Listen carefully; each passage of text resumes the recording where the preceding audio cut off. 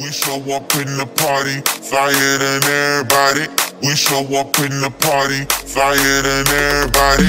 We show up in the party, flyer than everybody. We show up in the party, flyer than everybody. We show up in the party. What is going on, everybody? It's your boy Carbon. Today, I am coming at you with the complete history of Call of Duty. That's right, the complete history of Call of Duty. And I'm excited because Call of Duty has been a part of my life since day one. Day one. The Call of Duty franchise has been forging a path year after year with the release of a new game title and its ever-growing selection of first-person shooter games. But Call of Duty now sits at 19 console releases. Holy shit, 19 releases on console. Can you believe it? And that's with the release of Black Ops 4. In addition, Activision has released 7 handheld Call of Duty titles and the infamous Call of Duty Online on top of the console releases. So today, let's take a little trip through the years and harken back to the Call of Duty titles in the past, starting with the very first one, October 23rd, 2003, called Call of Duty, the original, the true beginning of the legendary franchise. Call of Duty was set in World War II. The game did contain a multiplayer mode alongside its campaign experience, but the primary focus was with the single-player mode. The game took heavy inspiration from the popular Medal of Honor series, which is the series I started my online gaming with. This also followed stories of the Second World War. The game was released on PC and Mac and was developed by Infinity Ward. And boy, was 2003 the very beginning of what started it all. Because next up, November 16th, 2004, Call of Duty Finest Hour. So this was Call of Duty's first showing on consoles. The spin-off was developed by Spark Unlimited, and multiplayer, began to appear as a more prominent feature and had 32-player LAN capability along with 16-player online lobbies. The release came exclusively to the Xbox, PlayStation 2, and GameCube console systems and never got a PC release. It was a console only.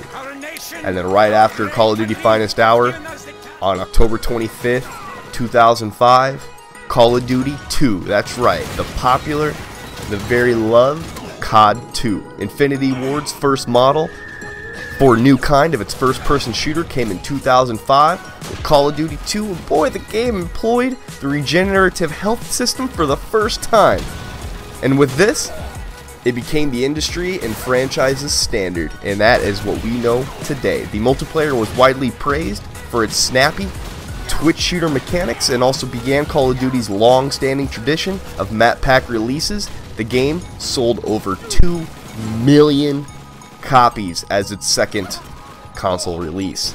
And then following Call of Duty 2, on November 1st, 2005, Call of Duty 2 Big Red 1. Now similar to Finest Hour, released same year but just a month later, or just 6 days later really, Big Red 1 was on console exclusive spin-off. So the game primarily focused on single World War II infantry division and their struggles during the war. And then the game received generally good ratings, but was largely overshadowed by the success of Call of Duty 2, the one that released just a week prior.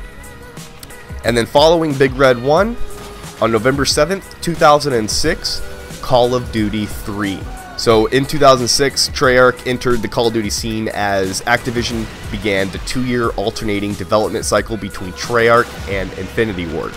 The game's mechanics differed from Call of Duty 2 and had larger multiplayer maps than the previous releases. So mini-maps also included, vehicles such as jeeps and tanks. And, they also featured the popular Tug of War mode, and that sold over 6.4 million copies. And I think we all know what came after Call of Duty 3. That's right, Call of Duty 4, baby. Modern Warfare, November 7th, 2007. For many, Modern Warfare was the beginning of a journey that still continues, man. Infinite Warfare's first release, or Infinite Warfare, Infinity Ward's first release on modern shooters shocked the industry and revamped its own franchise in the process. The game introduced bullet penetration and perk systems as well as attachments, and then the classic class system we all know came from COD 4. The game lit a fire that burns hot to this day with over 17 million copies sold. And Call of Duty 4 was, of course, it's just legendary. It's my favorite. It's everyone's favorite. It's why they remastered it. It was the best, man, I tell ya. But what came after Call of Duty 4? On November 11th, 2008, Call of Duty World at War. Using the same engine developed for COD 4, Treyarch adapted the class systems and the other popular features of COD 4 into the World War II setting. The game notably included a much darker story and bloodier gore than the previous games. Treyarch also began its production of the co-op Zombies mode. This game was not the same blockbuster hit as Call of Duty 4, but that's to be expected, but still has a hefty 15 million copies sold. And for a game that started zombies, you'd think it would have sold more, but you gotta think that this was kind of still just the beginning. Black Ops hasn't even came out yet. But what came after World at War? On November 10th, 2009, Call of Duty Modern Warfare 2. And this is the game I met people on, I met my team on, and we've been playing Call of Duty ever since. So we've been playing for almost 10 years, which is crazy to think about. So continuing the success story of Call of Duty 4, Infinity Ward decided basically to remain in the modern era of battle. And then Modern Warfare 2's campaign was a direct sequel to the first game, and the multiplayer brought a new tier of perks called Pro Perks. The game was the first time the nuke was introduced. Can you believe that? This was the first time the 25 kill streak nuke was introduced. That's crazy. The gore roared into the stores with 25 million copies sold so far. And boy, Modern Warfare 2, if they would have done a remaster to that as well, you know, this year or something, I'd be playing that more than I would play the new game, that's for sure. But let's, what comes after Call of Duty Modern Warfare 2, huh? You guys remember? The original Call of Duty Black Ops, and it released on November 9th, 2010. So Treyarch saw the success of modern shooters, and they decided to create its own world within the Cold War. So the game began in Black Ops story arc in, you know, earnest with the majority characters like Woods and Mason, the same two characters you can unlock in Blackout today. Treyarch's Create a Class 2.0 also brought the addition of character customizations for reticles, emblems, and much more. So this game broke the bank with an insane 30 million copies sold so far. And boy, I still remember Blackout. That was the introduction of Nuketown, and we still, man, Nuketown is still my favorite map to this day. But what comes after Call of Duty Black Ops? On November 8th, 2011, Call of Duty Modern Warfare 3, still one of my hands down favorite online games. So the franchise's biggest release, Modern Warfare 3, carried much of the same gameplay as the previous titles. The nuke streak was changed to only allow for gun kills to count towards it, and you know, other minor changes were made. But the game's development was a little haphazard, you know, due to a legal dispute that led to big layoffs at Infinity Ward. Sledgehammer Games was brought in to help with the game, and the game sold over 30.5 million copies. Not 3.5, 30.5, so 30.5 million copies. And then right after Call of Duty Modern Warfare 3 was Call of Duty Black Ops 2, released on November 12th, 2012. So Black Ops 2 brought with it its first usage of the Pick 10 system in the Create a Class, and the in-game rank system called League Play, and introduced the weapon progression systems to level up guns individually. The game also produced high critical and fan acclaim, with many community members, you know, heralding as it pinnacles the Call of Duty. The game sold just about 29 million copies, so less than its predecessors. But, you know, that's okay, because, you know, what happened right after Call of Duty Black Ops 2, which is still, you know, single-handedly one of the greatest games again in my mind, was Call of Duty Ghost. Now, Ghost takes place in a dystopian future where the best of the best warriors fight to maintain some sort of control of the United States. So they are the Ghost. And while the game lacks some Black Ops 2 feature set, it still sold 28 million copies and decent reviews. But the gameplay remains similar to that of Modern Warfare 2 and Modern Warfare 3, so with that, the addition of map-altering dynamic elements. The game also notably was the first to have playable female soldiers. So it took all the way from 2003 to 2013 to finally have playable female soldiers. Can you believe that? But right after Call of Duty Ghost comes Call of Duty Advanced Warfare, November 4, 2014. So this is Sledgehammer's first standalone outing to the Call of Duty franchise, brought with it a ground-shaking change. So the typical boots-on-the-ground gameplay of previous titles was set aside in favor of jump pack / booster packs. Now, I was a big fan of it when it first came out because it changed the way we played for a little while and it gave us something new to do. But the new mechanic allowed players to fly upwards and, basically boast to either side in a quick burst, and then the change was seen in a way to spice up the gameplay of Call of Duty as fans were, growing tired of the same old thing.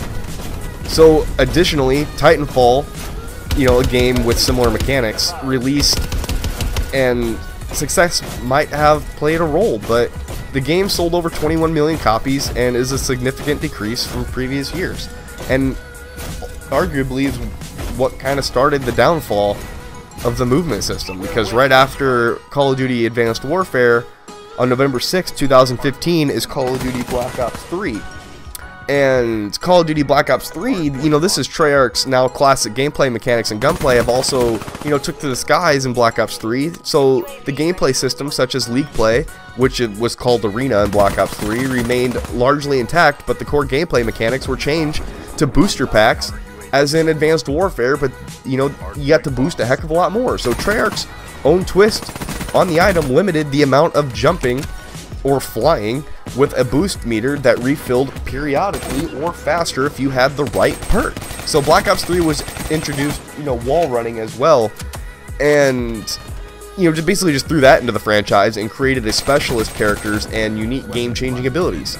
And this game sold 26 million copies, and I will say Call of Duty Black Ops 3 is probably one of my favorite online games. It was one of the fastest multiplayer gameplays I've ever played, and it was so much fun for that reason.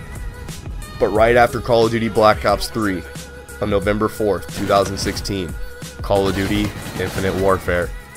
Infinity Ward's latest addition to the series carried over the idea of specialist, but this was a widely hated game. It actually held the record up until 2018's YouTube Rewind for the most disliked video ever on YouTube, and it was just the trailer to Infinite Warfare.